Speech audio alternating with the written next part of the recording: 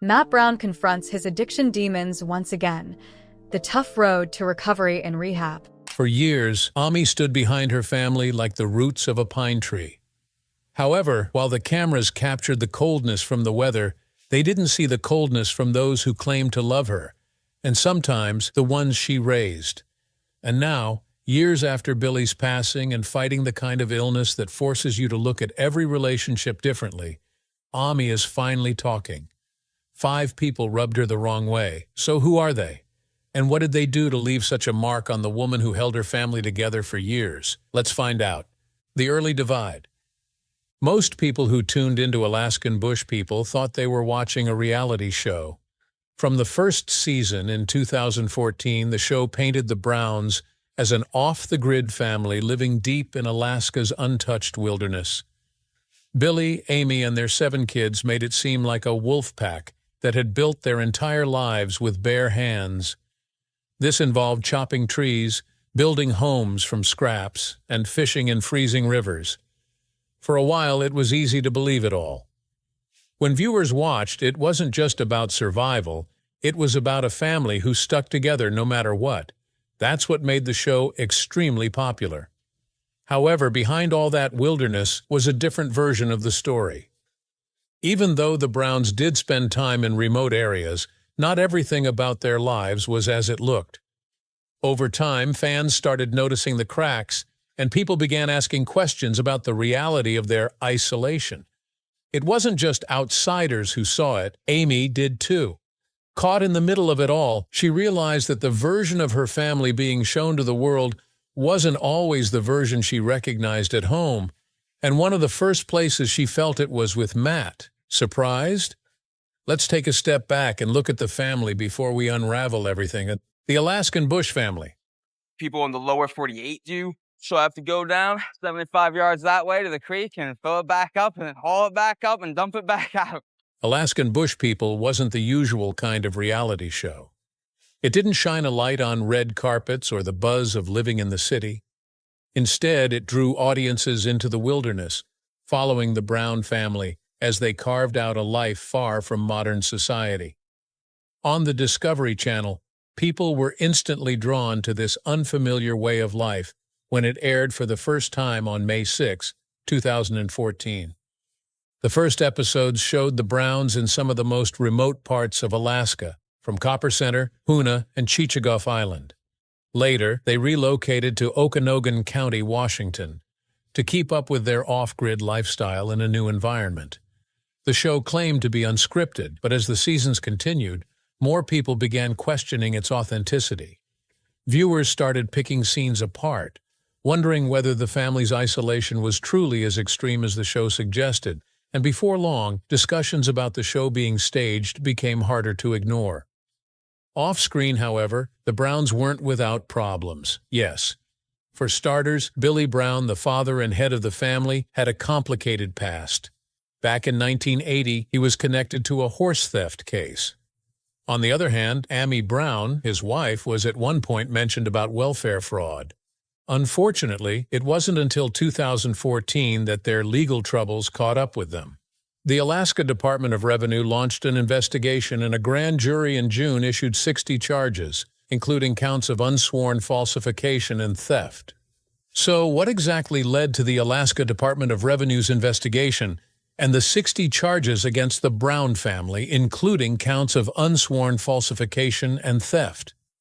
From 2009 through 2012, the Browns applied for the Alaska Permanent Fund dividend by claiming they were full-time state residents. In contrast to the investigations, it claimed they had been living elsewhere for more than half the year, which would make them ineligible for those payments. Billy was hit with 20 of those charges. He was accused of accepting over $21,000 in PFD payments for himself and other family members. Following the investigation, Billy and his son Joshua, known as Bam Bam, accepted a plea deal in 2015.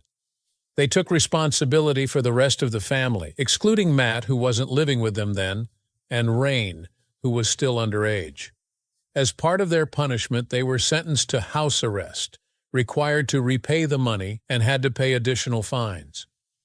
Despite the controversy, the show didn't slow down. Season 10 aired in 2019, followed by Season 11 that December, and Season 12 debuted in August 2020, as the Browns still had fans willing to watch their story unfold. Interestingly, some parts of Billy's life remained off-screen, including his previous marriage to Brenda Britt, with whom he had a daughter, Twyla Byers, who briefly appeared on the show.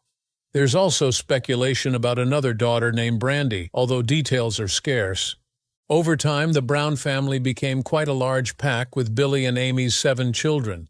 Matt, born in 1982, Joshua, known as Bam Bam, born in 1984, Bear, whose full name is Solomon Isaiah Freedom, born in 1987, Gabe, short for Gabriel Starbuck, Noah, whose full name is Noah Darkcloud, Amora Jean, who goes by Birdie, and the youngest, Merry Christmas Catherine Raindrop, known as Rain, born in 2002.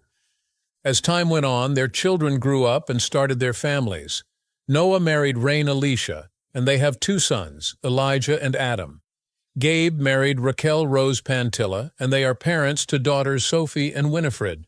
Bear married Raven Adams, and they have 2 sons, River and Cove. What started as a survival series slowly became the story of a growing legacy through all the seasons. Yet no matter how big the family became or how many new storylines developed, Billy remained at the center of it all. He wasn't just the father, he was the person everyone looked to. But in 2017, everything changed. Amy, at 57, was diagnosed with an advanced stage of lung cancer. The family had to make the hard choice to leave Alaska so she could begin treatment in Washington. And what was once a story about living in nature quickly turned into one about fighting for life. But this wasn't the only tragedy about to hit the Brown family. Another heavy blow in 2021 struck the family. Billy passed away. Fans who had followed the Browns for years felt the loss, and his absence left a deep void. Yet more challenges followed. Ami, who had beaten cancer once, was suddenly rushed to the hospital again. Bear and Snowbird let fans know that she had been suffering from chest pain and breathing issues. Later on, she was quickly transferred to a larger facility and admitted into the ICU as the doctors suspected pneumonia and placed her on a breathing machine. Snowbird described her condition clearly, seriously. Her lungs were in bad shape, and things were critical for a family that had already watched her survive the impossible once before. Now here's why. Back in 2017, Ami's odds of beating cancer were low. She had a living chance of just 3% and had gone through chemotherapy and radiation. What's more, they had uprooted their lives for her health, buying a 435-acre property in Washington to be close to hospitals. Fortunately, by the end of 2018, she had entered remission. Yet for everything Ami had been through from survival to sickness, there was still one part of her story that never quite made it to air. Because if someone told you Ami Brown held on to some deeply buried resentments toward a few people in her circle, would you believe it? Well, you're about to see why that just might be true. Number 1. Matt Brown. There was a time when Matt Brown was at the center of everything. The oldest of the Brown children, who took charge when a storm was coming or something had to be built from scratch, Matt often led the way through whatever chaos the family found themselves in.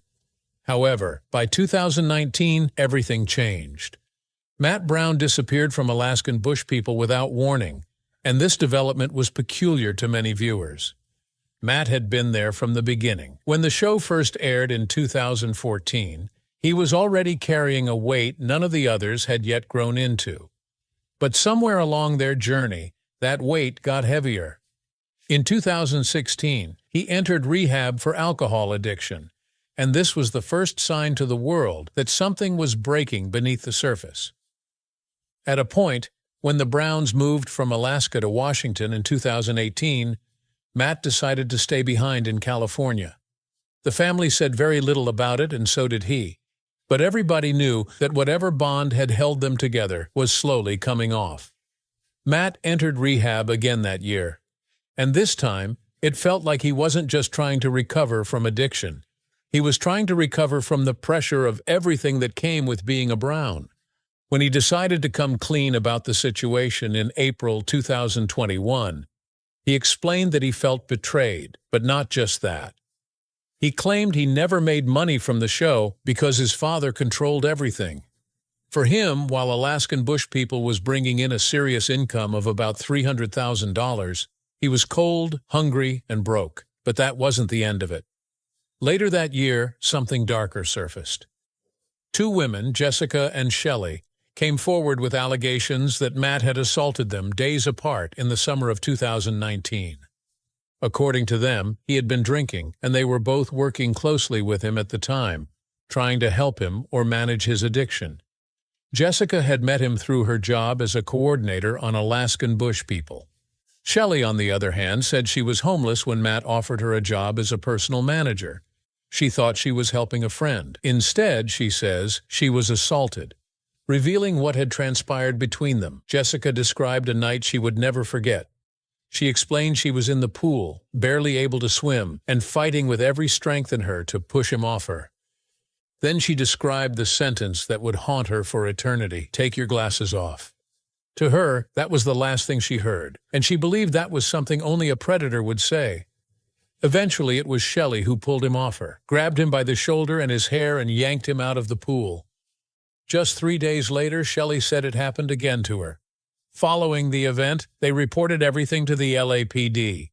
The DA then reviewed the case but didn't prosecute it. Still, their stories didn't change. Ever since, he never returned to the show that summer. And when you look at how his name faded from family conversations, you start to understand why. By 2001, even Bear, Matt's younger brother, decided to open up about the distance. He told reporters that Matt was doing his own thing and that they hadn't been close in a long time. Bear didn't hold back when fans eventually asked if Matt would return for the next season.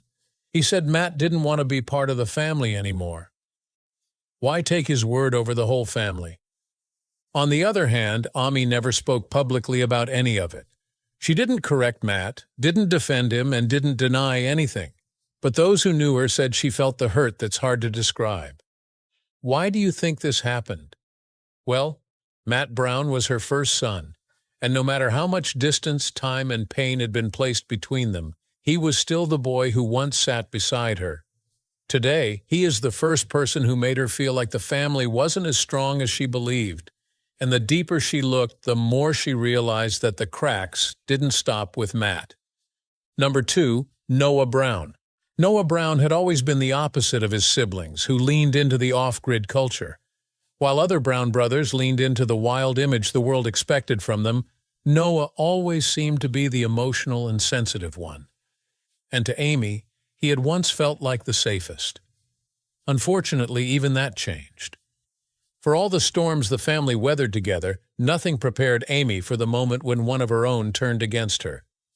In April 2025, just days before his sister Rain and Rain's husband Josiah were arrested on a long list of charges, Noah called the police. He wasn't calling to report them directly.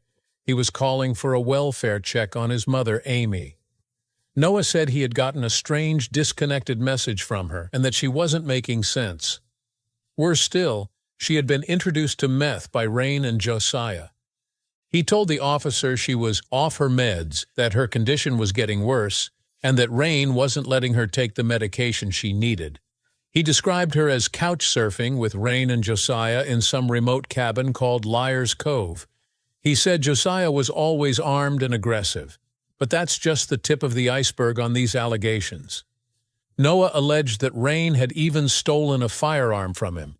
The moment that may have made Ami feel like the ground beneath her was giving way was when Noah said his mother and sister called Josiah the next Messiah. Whether Noah meant it as concern or condemnation, it didn't matter. Because once that call was made, once Amy's name was handed to authorities as a possible substance user, as someone unstable, something inside her broke. This was her son, the same boy she raised under canopies of trees and along muddy riverbanks, the one she had believed would never put her in the same sentence as meth and madness. But now, he had. And whether or not there was truth in what he believed, what mattered more was that he thought it. To make things worse, this wasn't the first time Noah had turned against Rain. Back in 2024, he and his then-wife, Rain, filed a restraining order against her, accusing her of harassment, substance use, and violence. He detailed incidents that dated back years. One involved Rain allegedly offering a substance to Amy for a headache. Another described a moment during filming when Rain told Noah the world would be easier if he were not living anymore. He told stories of horses suffering because Rain and Snowbird wouldn't listen to his instructions, and to this effect they lost a horse in the process. When he tried to intervene, Rain allegedly threatened to take the life of the horse herself, and even told him to sit in his truck or else she would get her weapon.